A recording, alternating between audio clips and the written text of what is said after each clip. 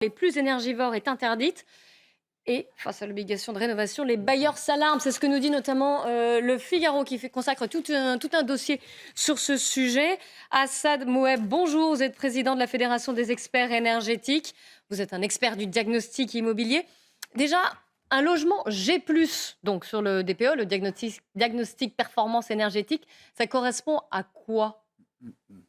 Ça correspond à une étiquette G, c'est-à-dire l'étiquette rouge qui est la plus basse lorsque vous regardez l'étiquette, qui est semblable d'ailleurs aux étiquettes que vous retrouverez sur vos appareils électroménagers ou sur une voiture.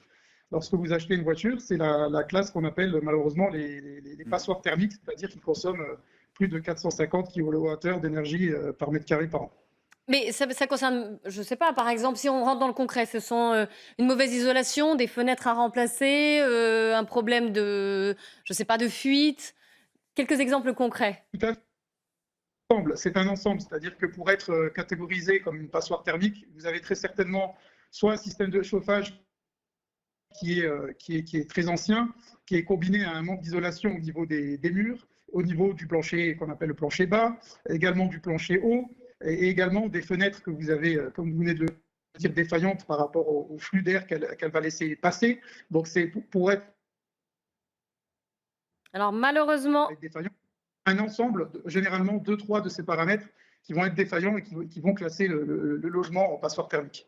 combien de logements sont concernés en France? Vous avez à peu près les chiffres? Oui, tout à fait. Donc, les ministères ont tablé sur un peu plus de 5 millions en fait, de passoires thermiques sur toute la France. Et si on ajoute à cela une estimation des résidences secondaires qui vont être aussi concernées, on monte à plus de 7 millions, ce qui est pas anodin. Alors évidemment, ça a un certain coût de rénover, de passer d'un un logement G+, par exemple, à E. Et c'est ça qui effraie les propriétaires. C'est bien le problème d'ailleurs. Certains préfèrent soit mettre en vente le bien, soit le laisser un peu à l'abandon. Qu'est-ce que vous rencontrez comme personnes qui font appel à vous? Alors, vous l'avez bien dit, hein, en général, on rencontre déjà une forte décote qui est de l'ordre de 20% en moyenne lorsqu'on se trouve en passoire thermique. Et cette décote va augmenter avec l'obligation qui va arriver au 1er avril, malheureusement. Et là, on a deux sortes de propriétaires. Vous avez le propriétaire averti qui, lui, avait pris les devants et qui avait soit vendu sa passoire, soit commencé à entreprendre des travaux. Et vous avez celui qui est pris de court et qui va le vendre, qui cherche à le vendre, mais malheureusement va se vendre avec une décote relativement importante.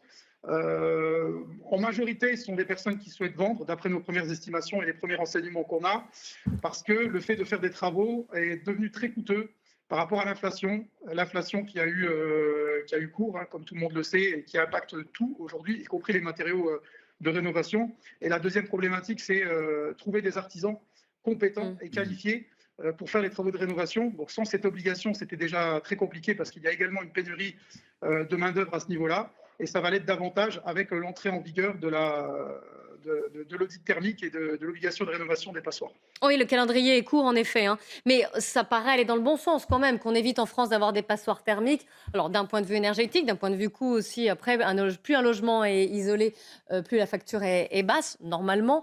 Et puis vis-à-vis du réchauffement climatique. Mais vous, voilà, vous vous dites que c'est bien, mais il aurait fallu prévoir un peu mieux, c'est ça? En fait, nous, ce qu'on dit, c'est déjà c'est une très bonne chose parce que faut savoir que pour être classé G, c'est vraiment, voilà, c'est vraiment des logements qui consomment énormément, qui consomment des biens qui sont dépourvus d'isolation et qui ont un système de chauffage qui n'est pas performant. Donc ça, dans ce sens-là, ce genre de passoires, elles n'ont plus rien à faire sur le marché. Donc c'est pour ça que je dis que c'est une très bonne chose. Et la deuxième chose, c'est que lorsqu'on parle du marché locatif et de ce genre de passoire, on va être bien d'accord, ça touche qui? Ça touche les personnes les moins aisées et les plus précaires en énergie, permet de lutter contre la précarité énergétique. Donc ça, c'est une très bonne chose. Maintenant, le bémol, je vais dire, le point nodal, si je peux m'exprimer ainsi, c'est qu'il va y avoir effectivement un problème au niveau des personnes compétentes pour réaliser les audits énergétiques et les travaux.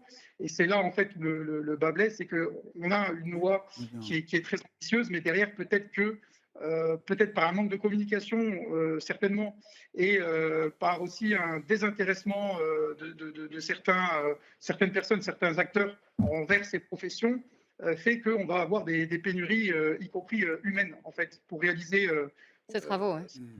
et aller s'engager dans la transition énergétique. La parole en plateau, rapidement, parce qu'on court un peu après le temps. Éric de Ritmaten. Oui, rapidement, c'est le nombre d'offres sur Internet. Toutes ne sont pas valables. Il y a sûrement des arnaques, non, pour les diagnostics.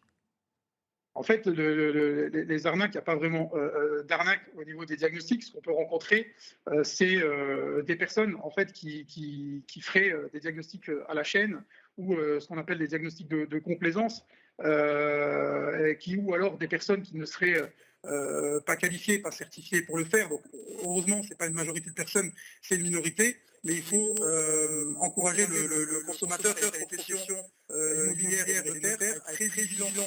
Vous avez un petit problème de son. Je vais donner la parole à Yvan Rieufol et voir si entre-temps le micro Écoutez, s'améliore. d'abord, pour faire preuve d'un peu de mauvais esprit, il y a deux contradictions. Oh, c'est pas votre genre. Non, c'est pas mon genre. Il y a deux contradictions dans le discours officiel qui nous alertent sur le réchauffement climatique et qui en même temps nous alertent sur une urgence à vouloir effectivement faire en sorte que les logements maîtrisent le refroidissement climatique. Donc il y a un truc que je ne comprends pas, d'autant qu'il y a un autre truc que je ne comprends pas, c'est qu'on nous dit qu'il y a une pénurie de logements et là cela décourage les propriétaires à les proposer. Et ma question était plus particulièrement de savoir si dans les sommes des aides publiques qui étaient proposées aux propriétaires, ces sommes permettaient de prendre en charge à peu près combien en pourcentage du travaux de ces passoires thermiques-là. Hassan, je vous redonne la parole pour répondre. J'espère que vous avez bien entendu la question.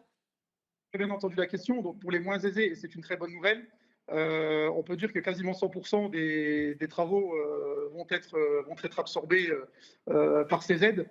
Maintenant, là où il faut lutter, c'est que ces aides profitent bien aux personnes en précarité énergétique. Et c'est là, en fait, aussi le travail des pouvoirs publics qui est de lutter cette année contre la fraude, notamment au certificat d'économie d'énergie, à tout type de fraude, en fait, à MaPrimeRénov', tout type de fraude, en fait, qu'on peut avoir dans ces secteurs d'activité. Et aussi, il faut savoir quelque chose, c'est que même les personnes plus aisées pourront bénéficier de certaines aides, bien sûr, pas à 100% comme les personnes les moins aisées, mais pourront bénéficier d'une partie d'aide. Voilà. Donc ça, c'est très important et très encourageant pour réaliser ces travaux et aller de l'avant dans la transition énergétique, parce qu'on a tendance à l'oublier, c'est quand même ça l'objectif. Oui, une dernière question vraiment rapide, Mathieu. Moi, je vais faire ce qu'a pas fait Yvan. Qu'est-ce qu'il a pas fait? C'est-à-dire que moi, je suis un peu embêté parce que, évidemment, je comprends la logique écologique et économique d'améliorer les dépenses énergétiques dans les appartements, mais je sais aussi qu'en termes de santé publique, l'aération des bâtiments et des appartements est absolument nécessaire. Il ne faudrait pas aller vers un système où on est complètement isolé phonétiquement, sur le plan thermique, et on met des VMC après pour remplacer, pour qu'il y ait suffisamment de flux, parce qu'il y aura d'autres contraintes. Alors, je ne parle même pas du risque d'incendie. Et donc, je me dis, on part d'une bonne raison, mais est-ce que la solution, rendre quelque chose d'un peu trop rigide, c'est finalement, ce ne serait pas contre-productif? Beaucoup de questions, on réabordera ce sujet. Merci beaucoup, Assad, d'avoir témoigné. On se retrouve dans un instant.